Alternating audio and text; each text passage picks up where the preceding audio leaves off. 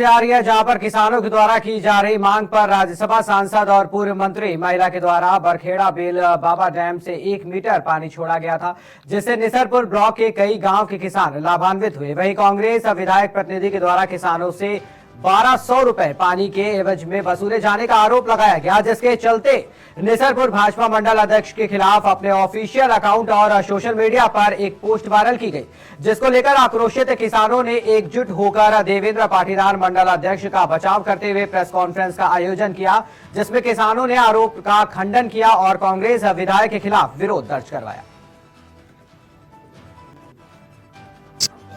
कांग्रेस के विधायक सुरेंद्र सिंह हनी बघेल और राजू भाई जो जनता दल है, उन्होंने एक आरोप लगाया है कि किसानों से 1200 रुपए लेकर बेल बाबा डैम का पानी छुड़वाया है। क्या है पूरा मामला? सबसे पहले मैं सभी पत्रकारों में स्वागत करता हूं, सभी किसान भाइयों को जय बलराम। जिस तरीके से कांग्रेस में उनकी जमीन खिसक रही है, उस प्रकार से जो मेरे पर आरोप लगाया जा रहा है या हमारे किसान भाई पर जो आरोप लगाया जा रहा है, ये पूरी तरीके से गलत आरोप है। क्योंकि किसान भाइयों की मांग के अनुसार हमारा प्रयास रहा, हमारे जनप्रतिनिधियों के द्वारा जब प्रयास रहा और जब पानी छूटा तो किसानों को उसका लाभ मिला। और जब कानूनन जो भी नियम होता है, उनका राजस्व वसूली का जो नियम होता है, तो नियम अनुसार जो हमारे किसान भाइयों ने रसीदें बनवाई है, नियम अनुसार जितने रुपए हेक्टेयर का कर भरना चाहिए उनका कर भरा है। क्योंकि हमारे किसान भाई को ये कहना है कि जब हमें बेल बाबा डैम से मां नर्मदा जी का पानी जब हमें मिलता है तो हम हमारा उसका कर वापिस चुकाएंगे, क्योंकि उससे हमारे किसान भाइयों का भला हुआ है। और जिस तरीके से कांग्रेस की बौखलाहट आप देख लीजिए कि जिस तरीके से आरोप लगाते जा रहे हैं, पूरे झूठ है। क्योंकि भारतीय जनता पार्टी पिछले साल जब चुनाव होते हैं तो उसमें 33 पंचायत में से 24 से अधिक पंचायत भारतीय जनता पार्टी के सरपंच जीत कर आते हैं। और ऐसे सरपंच युवा जो आज लगातार गाँव में कार्य करते जा रहे हैं, विकास कार्य करते जा रहे हैं, वो अब पचा नहीं पा रहे हैं। उसके बाद में जनपद की बात करूं तो 15 जनपद में से 14 जनपद भारतीय जनता पार्टी जीतकर आती है। और जिला पंचायत सदस्य की बात करूं तो चंचल भाई भारी मतों से 5000 से अधिक वोटों से यहाँ पर जीत के आते हैं। तो यही किसान भाइयों के प्रेम से और किसान भाइयों के आशीर्वाद से हम सब जीत के आते हैं। और आगे यदि मैं बात करूं तो किसानों के लिए जब पानी किस प्रकार से आता है, उसका ओंकारेश्वर परियोजना की नहर परियोजना में जब अध्यक्ष की बारी आती है और जब वार्ड के चुनाव होते हैं, तो हमारे निसरपुर मंडल में 72 वार्ड का जब चुनाव होता है तो 71 भारतीय जनता पार्टी के हमारे किसान भाई हमारे भारतीय जनता पार्टी विचारधारा के जीत के आते हैं। और मैं आने वाले समय में यदि 2 दिन में कांग्रेस यदि माफी नहीं मांगती है, जिस प्रकार से सुरेंद्र सिंह हनी बघेल के ऑफिशियल पेज पर एक आरोप लगाया जाता है, यदि वो माफी नहीं मांगते हैं तो आने वाले समय में हम कानूनी कार्रवाई करेंगे। जिस प्रकार से मंडल अध्यक्ष पर आरोप लग रहे हैं 1200 रुपए लेकर बेल बाबा का पानी छुड़ाने का, तो आप किसान है, बताइए क्या है पूरा मामला और क्या है सच्चाई? ये पूरी तरह से गलत बात है। हम किसान मंडल अध्यक्ष के ऊपर जो आरोप लगाए उसका पूरा खंडन करते हैं। ये जो योजना है पानी वाली जो मामला है, ये हम किसानों ने एक समिति बनाई हुई है, हर गांव से 2 सदस्य लिए हैं।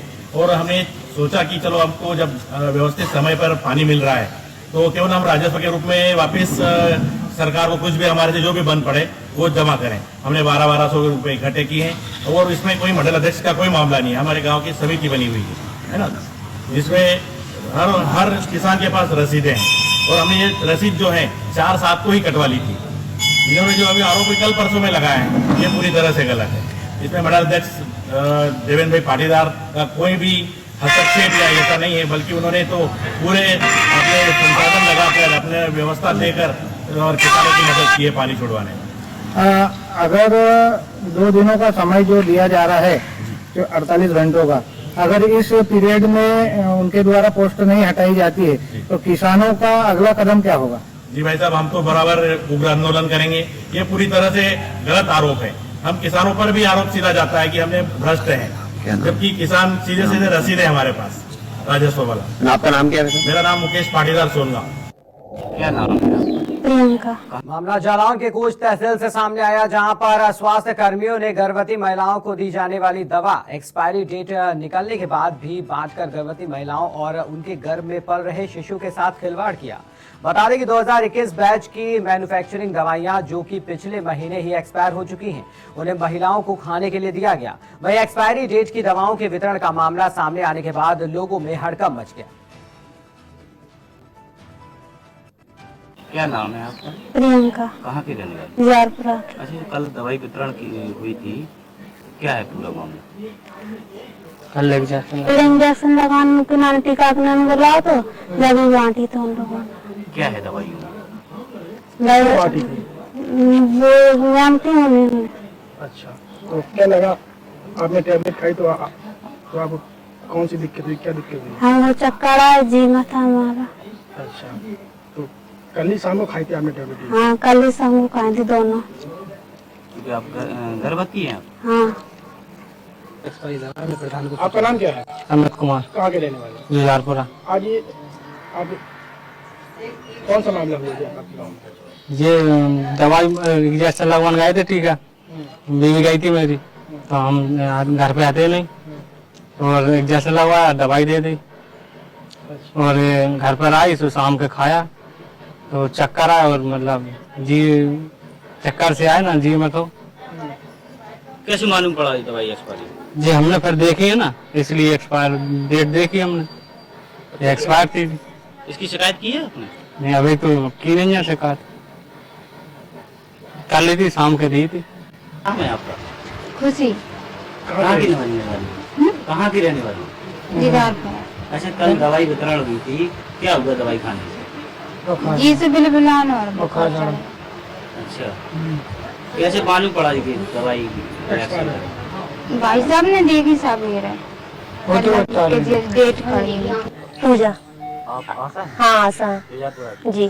कल जो दवाई वितरण हुई थी आपकी, हाँ थे।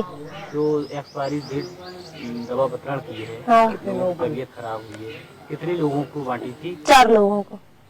और कौन कौन था आपके साथ? हमारे साथ ANM थी और आंगनवाड़ी थी, दोनों 2 लोग लगती हैं यहाँ पे। इसकी सूचना आपने अधिकारियों को की है? नहीं, अधिकारियों को हमने नहीं की। बता दिया आपने? ना, ये मैंने उनको बताया। प्रधान के घर में जो छोटी बहू है उनकी, वो गर्भवती है, उनको दी गई गोलियां, तो उन्होंने ही मतलब पूछा होगा, जिसको भी बताया होगा। उन्होंने हमारे रात के हमारे हस्बैंड के फोन किया तो हम लोग सो रहे थे तो नहीं उठाया फोन, तो सुबह आया तो हमने पूछा कि क्या बात है, तो उन्होंने ही बताया कि मतलब कि एक्सपायरी डेट है इसकी दवाई।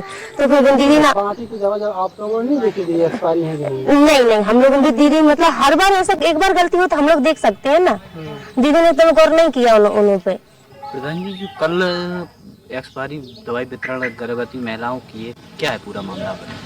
एक्चुअली में कल रात को हमारे घर में दवा आई थी, एक्सपायरी डेट की दवा थी, छोटे भाई के बहू को दी गई थी, तो उसने मुझे बताया भाई साहब ये एक्सपायरी डेट की दवा है, तो मैंने तुरंत उस मामले को संज्ञान में लिया अपने और सभी लोगों को सूचित किया कि जितने लोगों के पास दवा पहुंची थी, मैंने तुरंत रात को ही सभी लोगों को 9 से 10 के बीच में कॉल की है मैंने और सबको बताया ये एक्सपायरी डेट की दवा है, इसको कोई खाए ना।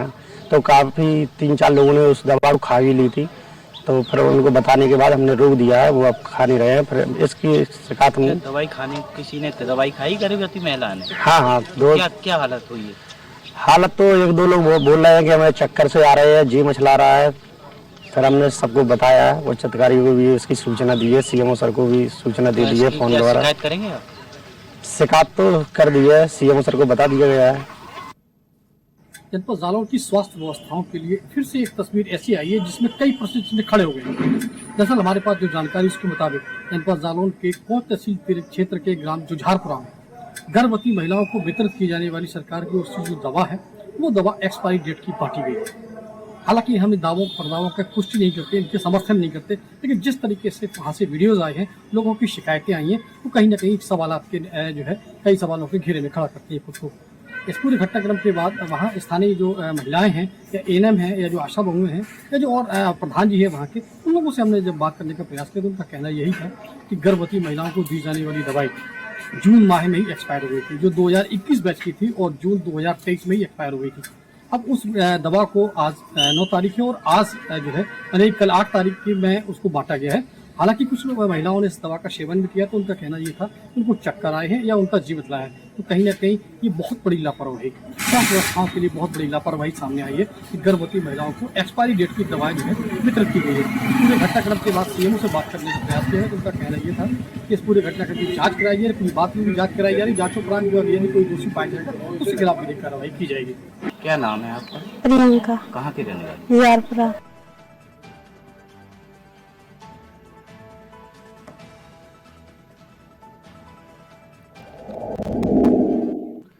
खबर सूरत से है, जहां शहर के सरौली पुलिस स्टेशन की हद में फिर से गुजरात राज्य मॉनिटरिंग सेल ने एक बड़ी कार्रवाई की। आपको बता दें कि गुजरात में दारूबंदी सिर्फ कागजों पर है।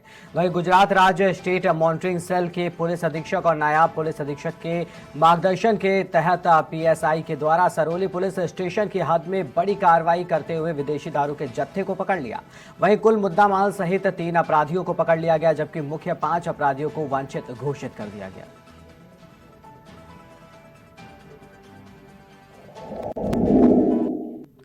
खबर पन्ना जिले के गुन्नौर से है, जहां एक किसान के साथ शैलेंद्र गुप्ता नाम के युवक ने आपसी बंटवारे को लेकर हुई कहासुनी में बदसलूकी की, जिसके बाद पीड़ित ने अपने क्षेत्रीय विधायक शिवदयाल बागरी और अन्य किसान नेताओं को लेकर तहसील कार्यालय गुन्नौर पहुंचा, जहां पर तहसीलदार को पटवारी शैलेंद्र गुप्ता द्वारा की गई किसान के साथ बदसलूकी का पूरा वृत्तांत बताया गया। वहीं तहसीलदार ने किसान और उनके साथियों को आश्वासन दिया और निष्पक्ष जाँच कराकर बड़ी कार्रवाई की बात भी कही। सर हल्का में हमारा खेत है, तो वो हमारे या खाद पुलिस जो है तो बन के तैयार हो गए। बाबूजी ने कहे कि पटवारी जी खड़ा जान दो। पटवारी जी आ गए, शैलेंद्र गुप्ता ने बना रही खाद पुलिस। अब वे बोले कि खर्चा दे दो। हमने को श्रीमान जी 500 रुपया ले लो, जाते कहना 5000 चाहिए हम खाएँ, तो हमको 5000 ना देगी हम। तो इसी कारण बोले कि हमारी तो ड्यूटी है नहीं, हम चार्ज में हैं और उनकी मैडम है जिलेबी है, तो चार्ज में वही है। तो उन्होंने कहा कि हम ना कर भी काम धीरेन्द्र पटवारी का है, और धीरेन्द्र पटवारी मौके पे आकर कहने उन्होंने कि हम अब चार्ज में नहीं आ, शैलेंद्र गुप्ता अपनी मैडम के चार्ज में वही काम करा थे। तो उन्होंने फर्ज पुल्ली बनाई, और जहाँ हम 500 देते से नाला उन्होंने 5000 चाहिए। तो उन्होंने फर्ज पुल्ली फाड़ के फेंक दो। जी कहाँ की बात है? ये तहसील की श्रीमान जी। आप कहाँ से हैं? करहिया से। क्या नाम है? इंद्रपाल पटेल।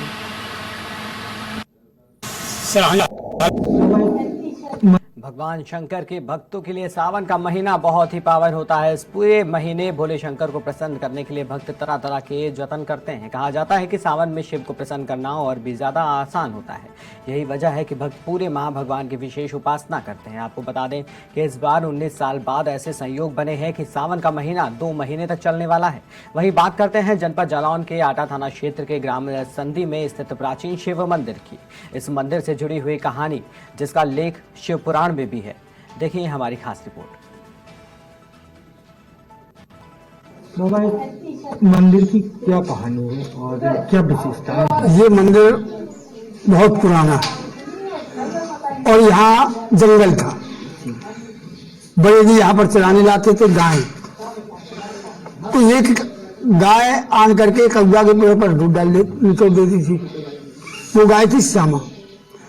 जब बड़े जी ने शाम को देखा हमारी गाय यहाँ दूध डाल देती, दूध नहीं मिलता है, और कौवा खोद दिया। भगवान शंकर पाताल से, ये प्रतिष्ठित मूर्ति नहीं, ये पाताल से निकली ही, जब से इनका नाम पातालेश्वर पड़ा। और आज भी इनका इतना प्रमाण है कि जो अपने मन की कामना करो वो सबकी मनोकामना पूर्ण करते हैं। संतान चाहते हैं, भगवान शंकर जी के पास संतान की उत्पत्ति होती है। क्योंकि कहा है जो तप करे कुमार तुम्हारी, वहाँ ही मैट सके त्रिपुरारी। तो सारे गांव नहीं, जो इनके शरण में आ जाता उनकी भाभी को मिलती। क्या मंदिर की विशेषता है यहाँ पे? मतलब कोई जगह नहीं पाता है, क्या है? भगवान शंकर जब निंद्रा में हो जाते हैं और जब कोई आन करके रात्रि में जगा देते हैं, तो भगवान का क्रोध से तीसरा अग्नि नेत्र में प्रकट हो जाता है। तो आगे इतना भयभीत हो जाता है तो उनके पास नहीं जा पाता। इस मंदिर को हमारे पूर्वजों ने ना आज तक किसी ने जान ही पाए कितना पुराना मंदिर है। लेकिन इसके पहले यहाँ पे गांव नहीं था। गांव यहाँ से 2 किलोमीटर आगे था। एक गाय आती थी तो यहाँ पे दूध अपने आप निकल जाता था, तो उसने आके यहाँ पे उस अखुआ के पेड़ को काट दिया। फिर भोले बाबा ने दर्शन दिए, तब ये मूर्ति निकली, उसका नाम पड़ा पातालेश्वर धाम। और इनकी एक जो विशेषता है, जो लोग भी अपनी श्रद्धा से आते हैं उनकी भक्ति भाव में अपना उनका पूरा विश्वास है। गांव वाले भी विश्वास रखते हैं। और पटेल समाज की जो भी पूजा होती है, दीपावली दशहरा यहीं पे होती है, घर पे कोई पूजा नहीं होती है। और बाहर से बहुत से लोग आते हैं हमारे देखने में ही पीपल का वृक्ष पहले दक्षिण दिशा की ओर था, आज उत्तर दिशा की ओर चला गया है। कितना पुराना वृक्ष होगा? कम से कम 500-600 साल पुराना वृक्ष है। तो ये मंदिर के ऊपर मिलिट्री भी जमा है? मंदिर के ऊपर ही था ये। अब इसकी ये जड़ें दीवार में प्रवेश कर गई हैं चारों तरफ, और पुरानी शाखाएं खत्म हो गई, सारी शाखाएं नहीं है, कोई डाल आज तक कटी नहीं। नमस्कार, ओम नमः शिवाय। सावन का महीना वैसे तो 4 जुलाई से शुरू हो चुका है, लेकिन आज सावन का पहला सोमवार है, लिहाजा आज के दिन का विशेष महत्व। और आज सोमवार के दिन हम आपको एक ऐसे दिव्य और सिद्ध शिव मंदिर से रूबरू कराने जा रहे हैं, जिसके बारे में कहा यह जाता है कि ये स्वयं भू प्रकट है, यानी कि स्वयं प्रकट महादेव, पातालेश्वर महादेव। पातालेश्वर महादेव ये मंदिर स्थित है जनपद जालौन के आटा थाना क्षेत्र के ग्राम संधी में, संधी गांव। इसके बारे में कहा यह जाता है कि यहाँ पर जो प्रकट शिव है वो स्वयं भू। इसके बारे में कहानी ये भी है, शिव पुराण में भी इसका एक लेख है कि इस गांव में एक चरवाहा था, वो अक्सर गायों को या जानवरों को चराने जाता था, तो टीले के पास अक्सर देखता था कि एक गाय वहाँ आकर दूध देती है, स्वयं दूध देती है, उसके बाद चली जाती है झाड़ी में।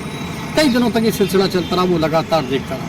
उसके बाद उसने जब वहाँ जाके देखा कि आखिर ऐसा है क्या वहाँ, तो देखा तो वहाँ छोटी सी शिवलिंग थी। उसको उखाड़ कर दूसरी जगह लगाने का जब प्रयास किया गया तो पूरा का पूरा गांव लग गया, लेकिन वो शिवलिंग टस से बस नहीं हुई। लिहाजा लोगों को स्वप्न हुआ अब यहीं पर एक शिव मंदिर का निर्माण। इस शिव मंदिर के बारे में कहा यह भी जाता है कि यह शिव मंदिर की शिवलिंग, इसकी कोई था नहीं है कि जमीन के कितने नीचे।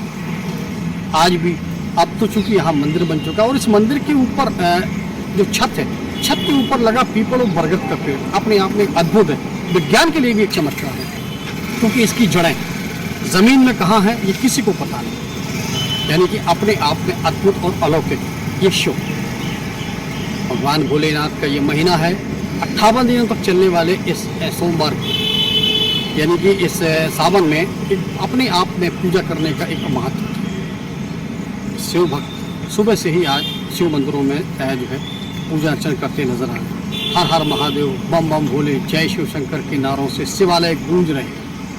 आज हमने आपको इस संधि स्थित शिव मंदिर के दर्शन कराए हैं। अगले सोमवार को फिर हम आपको जनपद जालौन के एक ऐसे दिव्य और सिद्ध मंदिर के दर्शन कराएंगे जो अपने आप में अद्भुत और अलौकिक है।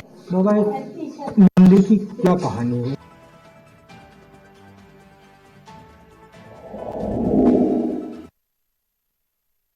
सामने आई जहां पर नानपारा कांवड़िया संघ कांवड़ यात्रा से पूर्व सड़क के मरम्मत कराए जाने की मांग कर रहा था, लेकिन अधिकारी वर्ग ने कोई ध्यान नहीं दिया और कांवड़ यात्रा से पूर्व तहसील के अधिकारियों ने सड़क का मरम्मत करा दिया।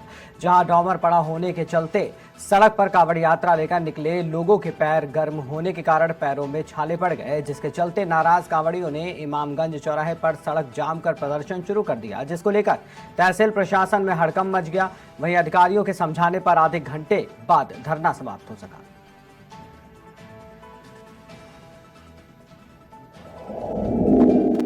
खबर गाजियाबाद से है, जहां थाना ट्रॉनिका सिटी क्षेत्र में मूसलाधार बारिश रुकने का नाम नहीं ले रही है, जिसके चलते दौलतनगर में बारिश के पानी में फंसे दर्जनों लोगों को एनडीआरएफ की टीम ने रेस्क्यू कर बाहर निकाला, जिसमें 50 से 60 लोगों के फंसे होने की आशंका जताई जा रही है। बता दें कि लोनी एसीपी ने मौके पर पहुंचकर मोर्चा संभाला, वहीं लोनी तहसीलदार, नायब तहसीलदार, ईओ और एनडीआरएफ की टीम मौके पर मौजूद रही।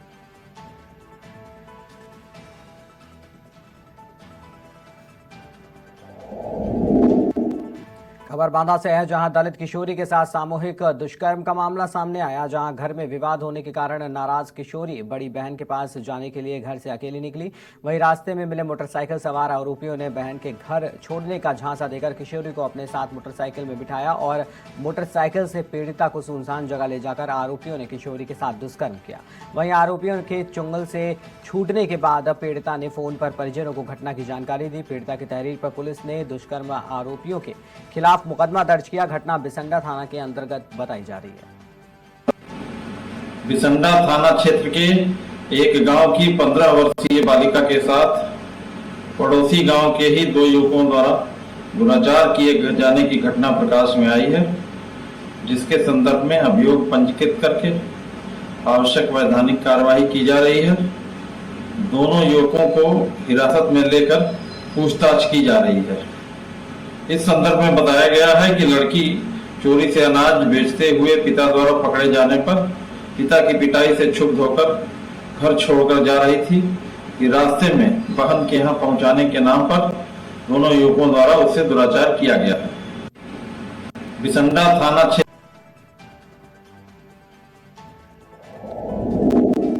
खबर देवरिया से है, जहां महुआ डी गांव में दबंगों ने जमकर कहर बरपाया। बता दें कि दबंगों ने लाठी डंडों से महिलाओं को बुरी तरीके से मारपीट की। बताया जा रहा है कि पुरानी रंजिश के चलते एक गांव के दर्जनों युवक दूसरे गांव के लोगों को लाठी डंडे पे लेकर पीटने पहुंचे और किसी ने मारपीट का वीडियो बनाकर सोशल मीडिया पर वायरल कर दिया। इस घटना में आधा दर्जन लोगों को चोटें भी आई हैं, जिनका हॉस्पिटल में इलाज चल रहा है। वायरल वीडियो पर पुलिस ने संज्ञान लेते हुए 4 अभियुक्तों को गिरफ्तार कर लिया।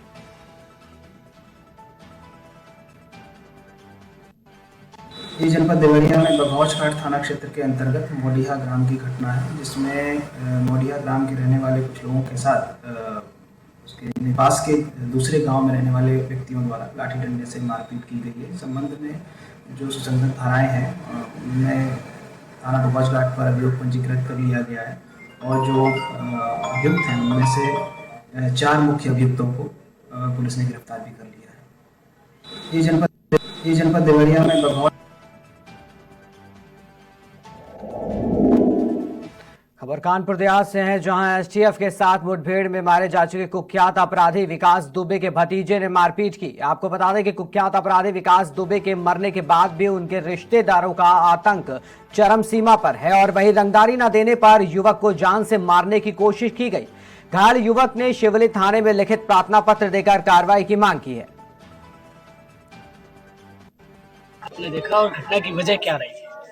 देखिए, थाना मंगलपुर क्षेत्र में ये जो झिंझक के परिसर में चरकरी गांव के यहाँ श्री राम प्रकाश जी और उनकी पत्नी मालती देवी को उनके ही चचेरे भाई मोहनलाल उन्होंने जो हमें सूचना मिली थी कि सुबह 5 बजे उन्होंने इनकी मतलब एक दरादर हथियार से मार के मतलब हत्या की।